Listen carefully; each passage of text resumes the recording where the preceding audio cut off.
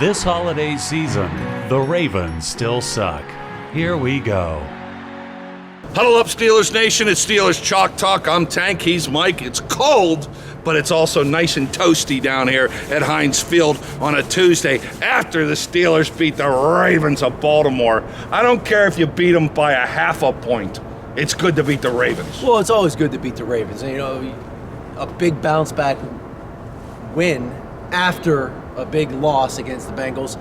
But most importantly, they put themselves in an opportunity to stay alive to potentially get to the playoffs. 5 games left. Everything's kind of lining it up. They're playing the Vikings without Thielen, without Dalvin Cook.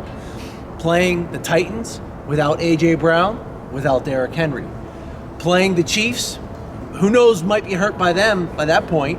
And then, you got the Browns and the Ravens without Humphreys now, too. So everything's lining up. They have the opportunity. Can they get it done? They're finding ways. It is not pretty, but it's getting it done. Okay, hey, first, they very ugly against the Bengals.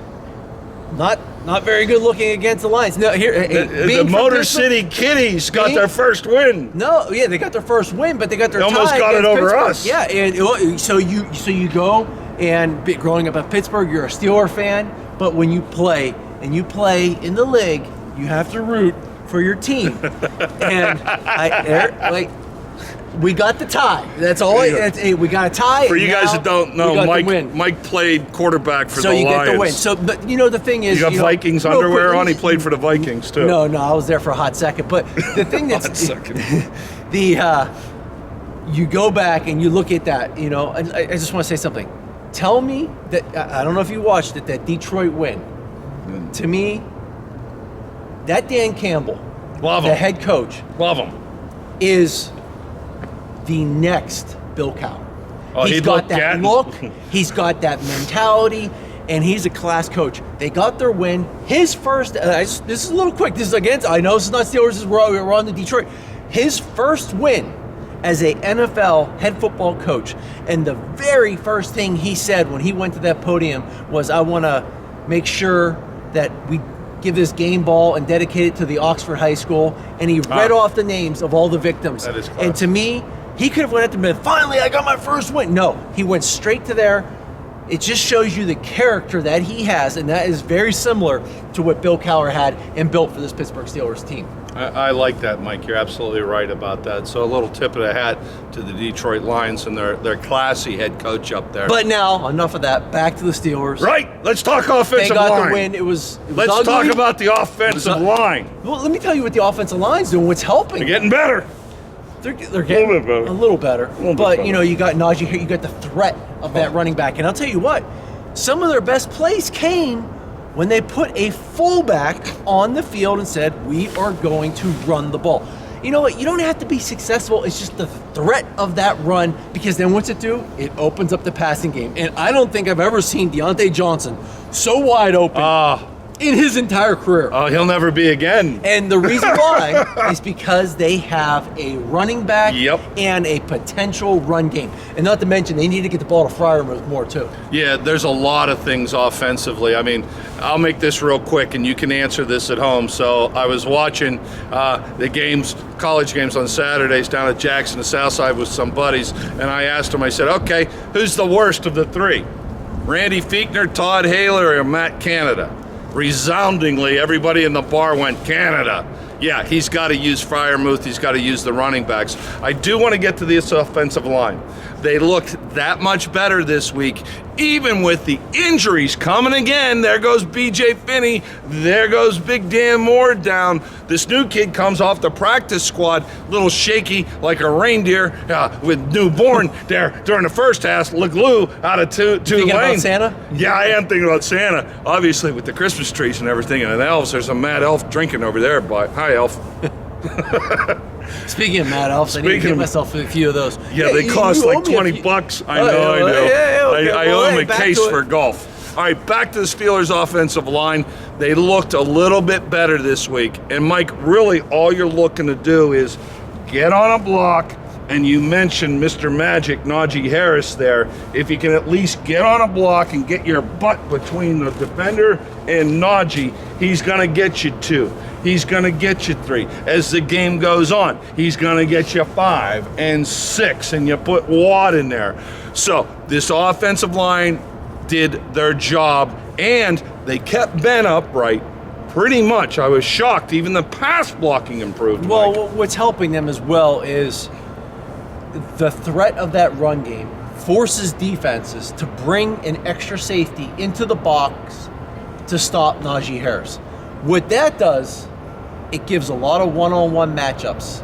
And with one-on-one, if they're going to play press, you don't need a lot of time to throw the football because we know how much the Steelers love to throw the fade ball. Ben, going into like the last 2 weeks, is number 1 in throwing that fade ball or the vertical ball down the sideline in not as completions, but attempts. He loves to throw that ball, even when it's a clear out route and you're supposed to put an X there. Only if it's a completion you go there, and you have all this other stuff good working underneath. Ben loves that one-on-one matchup. So when you get those one-on-one matchups, the threat of the run game, it helps the linemen. Now you got linebackers sitting in there, you're checking the run. They can't go teeing off on the blitz just yet. And you got Deontay Harris. He can get open pretty quick. He shows the ability of how quick he is. They've got the fade. They've got the back shoulder fade. I'd still like to see some more slants. I'd like to see more crossings. But it's more tight ends. The threat of the run game helps the offensive line in their protection as well.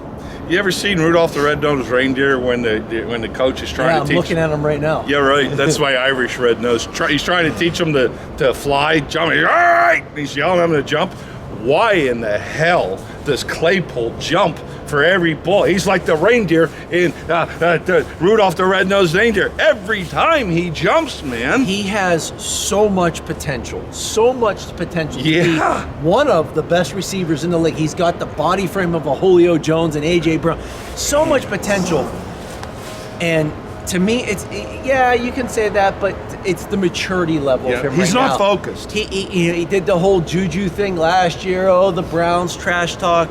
He comes out with the face paint down across like he's a rock star or something. I don't get it. The side, and he wants to play music. Listen, look, you're a grown adult now. This is not the game that you played growing up so much. This is the big boy game.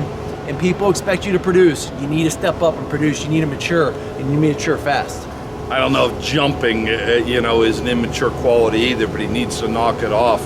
All right, let's talk about your quarterback, because all of you out there, some of you think he's done and he should have retired and he's a bum and they should go get Terry Henry to play quarterback for your Steelers. Ben got a little upset this week and got some blocking, and he looked pretty darn good. Yeah, he's still got the accuracy. When he needs it, he's got some great throws, that touchdown at the end, that a little pick play, a little man-to-man coverage. What I tell you, they played man-to-man.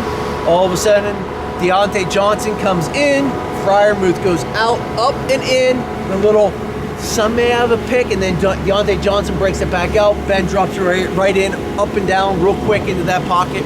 So he still has the accuracy. I don't mind people saying, hey, what are we going to do next year? He came out and said he's done. Right. What are you going to do? Right. Hey, Aaron Rodgers is going to be a free agent, and he still has plenty left in that arm. I would love to see Aaron Rodgers. Look, I'm just going to say this, okay? Ben may or may not be done. Half of you started screaming right there. But take a big step back.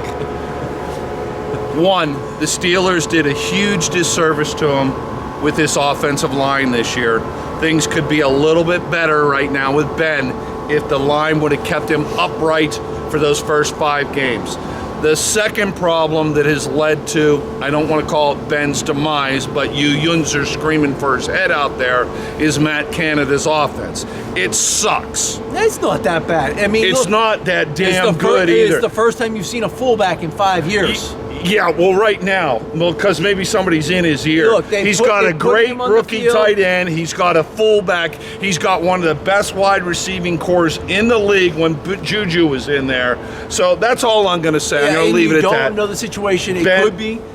Ben taught Hale a little bit. Ben had Finkner was his guy. I want to do this. I want to do that.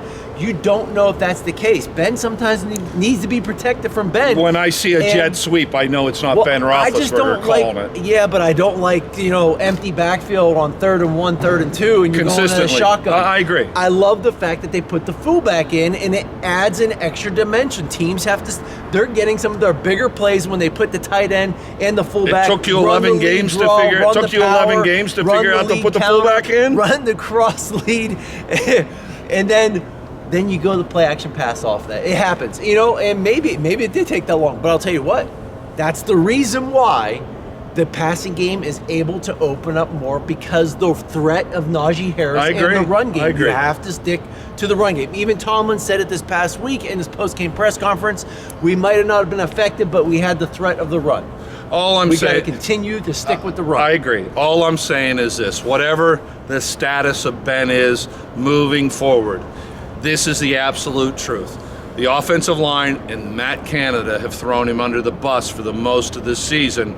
We'll see what the Iron Horse Warrior and future Hall of Fame quarterback, your quarterback, and I tell you what, any of you knuckleheads out there with your posts that are ripping on Ben and all the really rude stuff out there, you know what? If you see somebody saying something rude about Ben or tweeting, punch them right in the schmacker like Art Rooney would. They got no class, and do something better. Give them a Cleveland Browns jersey, because they're not a Steelers fan. Yeah, you're gonna incite some violence out there. I don't care. In this day and age, I know. You might find yourself in court. Hey.